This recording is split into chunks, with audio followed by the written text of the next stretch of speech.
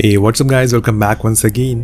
तो दोस्तों, आज की कहानी जो एक्सप्लेन करने जा रहे हैं उसका नाम है प्रे। तो चलिए शुरू करते हैं। रोमन और उसकी गर्लफ्रेंड लीजा, जिसके साथ उसकी अगले वीक शादी होने वाली है, दोनों को हम एक बीच पर देखते हैं जहाँ पर दोनों ही क्वालिटी टाइम स्पेंड कर रहे थे। लेकिन ये असल में रोमन की आंखों से देखा हुआ एक विजन है, कोई हकीकत नहीं। अब ऐसा क्यों है और ये सब क्या हो रहा है, ये सब जानने के लिए आ जाते हैं हकीकत में, जहाँ पर रोमन अपने भाई एल्बर्ट के साथ अपने बैचलर पार्टी को एंजॉय करने के लिए एक हाइकिंग पर आया है। उनके साथ इनके और 3 दोस्त मौजूद हैं जो कैसे क्या करते हैं ये आपको आगे पता चलेगा। यहाँ पर उन्हीं में से एक स्टीफन नाम का आदमी उन्हें गाइड करता है, क्योंकि वो पहले भी कई बार अपने डैड के साथ यहाँ पर आ चुका है। लेकिन एक रात ट्रिप के दौरान उसके डैड की मौत हो गई यहाँ पर, लेकिन वो कैसे हुई किसी को इस बारे में आज तक पता नहीं चला। खैर, सभी लोग आगे बढ़ते हैं और स्टीफन उन्हें इस जगह के बारे में कई चीजें बताता है, कैसे कैसे यहाँ पर जानवर है। और एक हैरान कर देने वाली बात ये थी कि यहाँ पर पिछले 4 साल में 44 लोगों की मौत हुई है,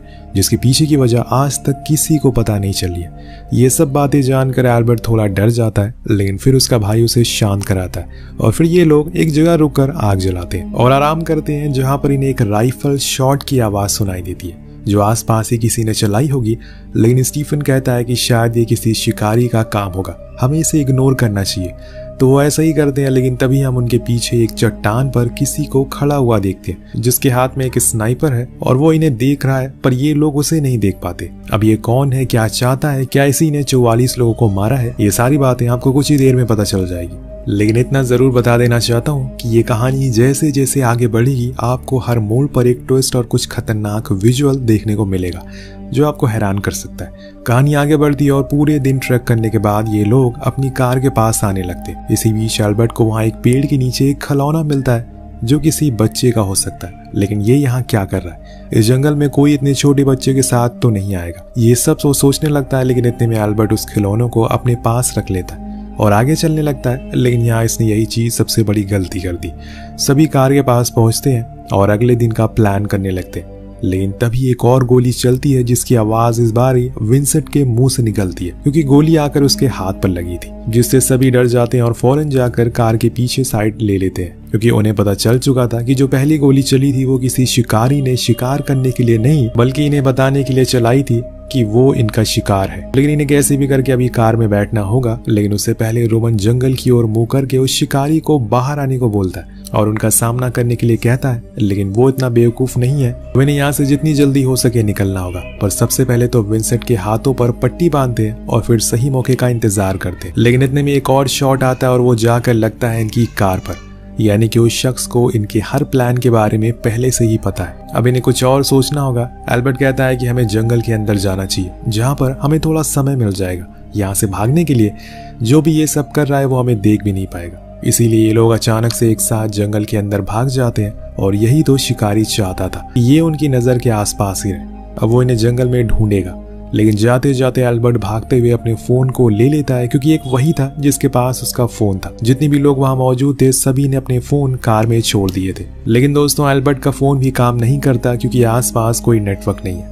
तभी वो स्टीफन से पूछता है, क्या तुम यहाँ से कोई भी शॉर्टकट रास्ता पता है जहाँ से हम बाहर निकल सकते हैं? वो कहता है कि हाँ, लेकिन वो थोड़ी दूरी पर है। तभी एल्बर्ट को अपने फोन में एक वीडियो मिलती है जो उसने ट्रिप के दौरान बनाई थी, जिसमें उन्होंने एक चट्टान से होते हुए रोड तक जाने का रास्ता देखा था। वो फौरन उस वीडियो को स्टीफन को दिखाता और कहता है कि तुम हमें यहाँ ले चलो, तो वो मान जाता है। अब सभी लोग उसी ओर चल पड़ते हैं। लेकिन अभी तो ये शुरुआत है, आगे आगे देखते जाइए क्या होता है। थोड़ी दूर चलने के बाद एल्बर्ट का पैर जाकर एक गड्ढे में फंस जाता है, जिसकी वजह से उसे कुछ लकड़ियां चुभ जाती हैं। पर इसी दौरान रोमन को कुछ विजन आते हैं। वो देखता है कि यही सेम चीज उसकी गर्लफ्रेंड लीजा के साथ भी हुई थी जब वो उसे कुछ दिन पहले मिला था। उसके पैर में भी ऐसी ही चोट लगी थी, इसीलिए वो थोड़ा अजीब सा महसूस करने लगता है, एक तरह का डेजावू।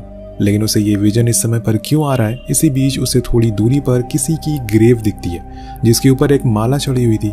यहाँ इस जंगल के बीच में कौन किसी को दफनाएगा? अब कहानी आगे बढ़ती और सूरज ढलने लगता है। सभी अभी भाग रहे थे और लकीली उन्हें आगे जाकर एक लेक मिलता है, जिसके किनारे पर एक लेडी खड़ी हुई थी, जिससे सभी खुश हो जाते हैं और उन्हें लगता है कि ये बच गए। लेकिन दोस्तों, गलत उम्मीदें कभी नहीं लगानी चाहिए। वो उस लेडी के पास जाते हैं उससे मदद मांगने के लिए, और जैसे ही वो पीछे मुड़ती है वो स्टीफन को गोली मार देती है। ये सब इतनी जल्दी होता है कि किसी को कुछ समझ नहीं आता कि अभी अभी इनके साथ क्या हुआ है। सभी जंगल के अंदर भागते हैं और जाकर एक गड्ढे में छुप जाते हैं। वहीं दूसरी ओर वो लेडी स्टीफन के पास जाती है और उसे चेक करने के लिए कि क्या वो मर गया या अभी भी जिंदा है, जिसके बाद वो अपने अगले शिकार की ओर बढ़ जाती है। यहाँ तक तो आपको कहानी का आधा प्लॉट समझ आ गया होगा।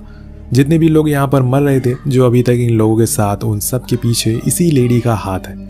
लेकिन आखिर इसके पीछे की वजह क्या है, ये क्यों इन्हें मारने के लिए इतनी उतावली हो रही है। अब एल्बर्ट अपनी चोट को देखता है जो कि और बढ़ती जा रही है, इसीलिए वो अब घबराने लगता है। तो विंसेंट कहता है कि अगर हम सभी लोग साथ में रहें तो वो हमें आसानी से ढूंढ लेगी, इसलिए हमें अलग हो जाना चाहिए, जिससे कोई ना कोई तो सरवाइव कर जाएगा और वो मदद के लिए पुलिस को बुला लेगा। पर उसकी बात से कोई राजी नहीं होता, खासकर एल्बर्ट, क्योंकि उसके पैर में चोट लगी थी और तेजी से भाग नहीं सकता है वो, और इसीलिए सब लोग साथ में रहने का फैसला करते हैं। तभी हम रोमन को देखते हैं जो उस दिन को याद करता है जब वो लीजा के पैर में लगी चोट पर मरहम लगा रहा था, और उस समय वो उससे वादा करता है कि वो कभी भी उसे छोड़कर नहीं जाएगा। कहानी एक बार फिर से प्रेजेंट में आती है। हम देखते हैं कि इन्हें एक छोटा सा कॉटेज मिल गया जो जंगल के बीच में ही था। वो फौरन उसके अंदर जाते हैं, जहाँ पर उन्हें एक लेडी रिसेप्शनिस्ट मिलती है, जिसे वो मदद मांगते हैं और अपने हालातों के बारे में बताते हैं। तो वो कहती है कि यहाँ पर नेटवर्क नहीं आता, तुम लैंडलाइन से कॉल कर लो। वो फौरन 911 डायल करते हैं और फटाफट सब कुछ बताना शुरू करते हैं। लेकिन इतने में एक गोली उस विंडो को चीरते हुए आती है और वो लेडी मारी जाती है। अब डर के मारे सभी छुप जाते हैं कि वो स्नाइपर यहाँ पर भी आ चुकी है। रोमन बाहर देखता है तो वो पास में ही थी। तभी वो विंसेंट की ओर देखता है जो जमीन पर गिरा पड़ा था, क्योंकि एक गोली उसके गले पर लगी थी।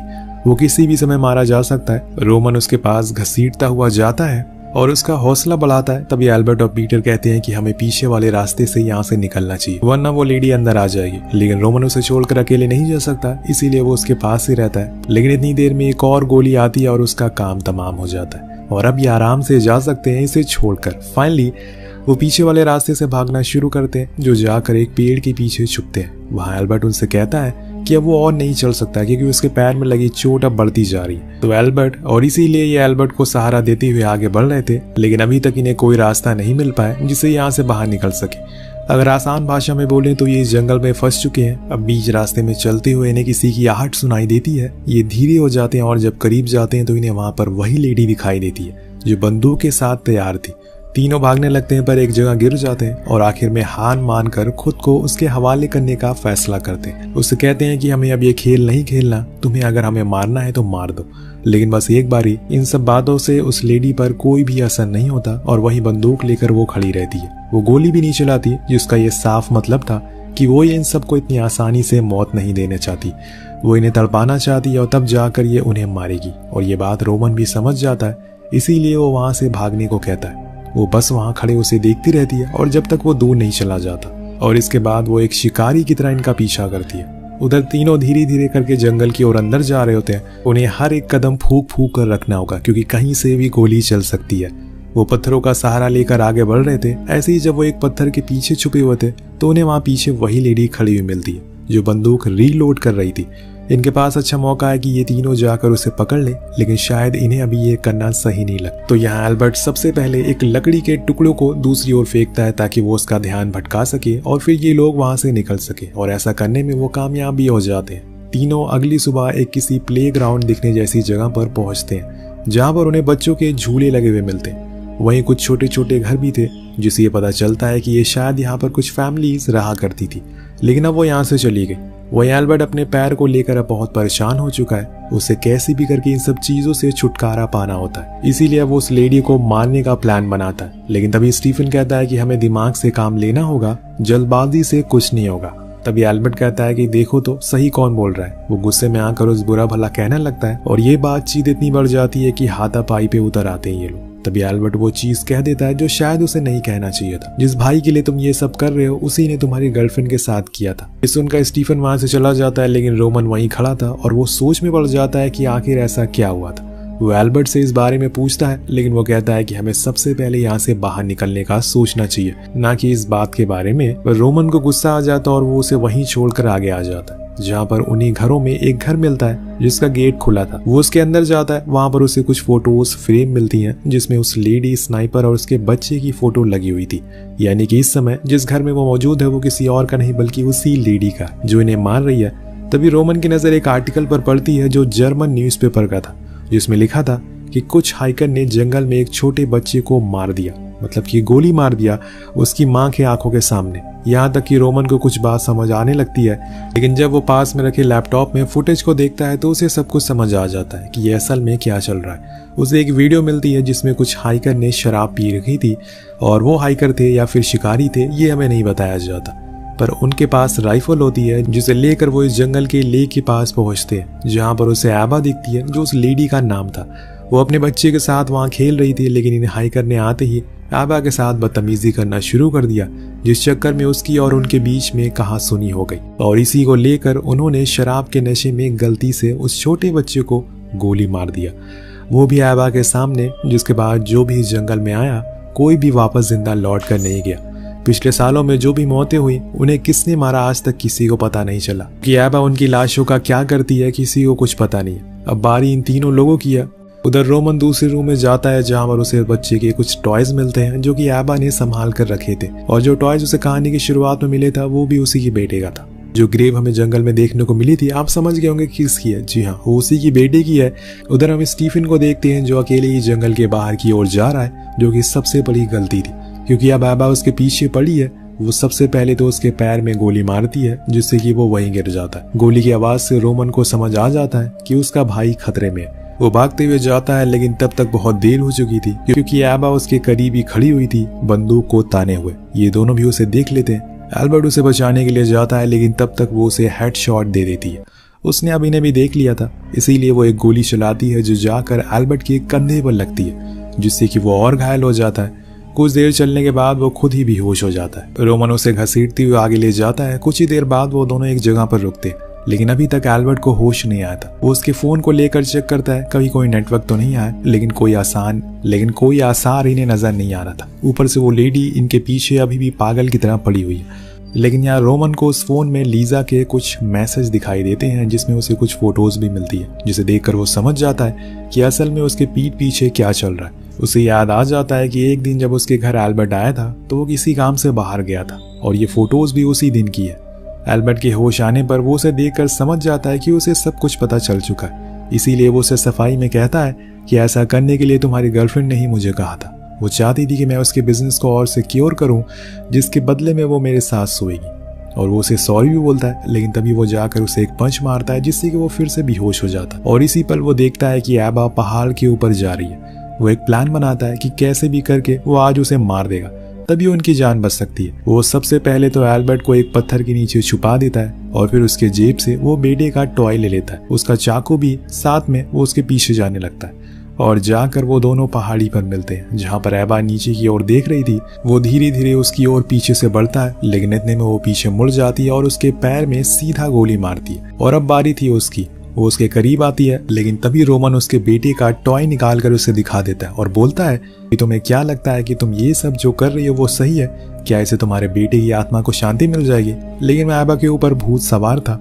वो उसे मानने को तैयार थी, लेकिन इतने में रोमन लड़ने लगता है, और इसी में उसकी बंदूक दूर गिर जाती है, जो कि रोमन पा लेता है। लेकिन वो उसे मारता नहीं, बल्कि उसे दूर फेंक देता है और कहता है कि मुझे अफसोस है जो तुम्हारे बच्चे के साथ हुआ, लेकिन ये सही तरीका नहीं है इंसाफ पाने का। इसमें उनकी कोई भी गलती नहीं है, और इसी चीज से छुटकारा पाने के लिए वो एक ऐसा कदम उठा लेती है जिसको किसी की उम्मीद नहीं थी।